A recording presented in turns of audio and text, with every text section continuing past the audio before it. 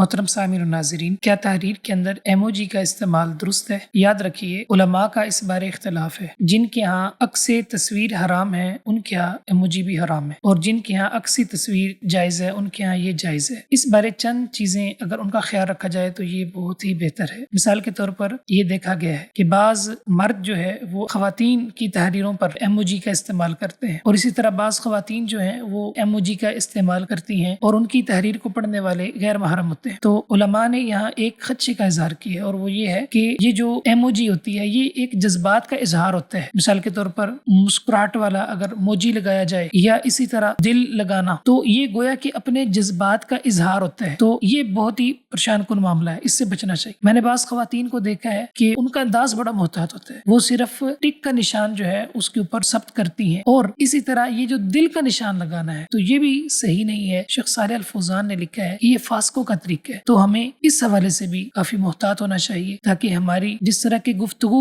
ایک صاف اور گناہوں سے پاک ہوتی ہے، اسی طرح ہماری تحریر میں بھی وہی چیزیں ہوں جو کتاب و سنت کے مطابق ہوں، کوئی ایسی بات نہ ہو جس سے اللہ اور اس کے رسول کی نافرمانی ہو۔ اللہ ہمیں عمل کی توفیق عطا فرمائے۔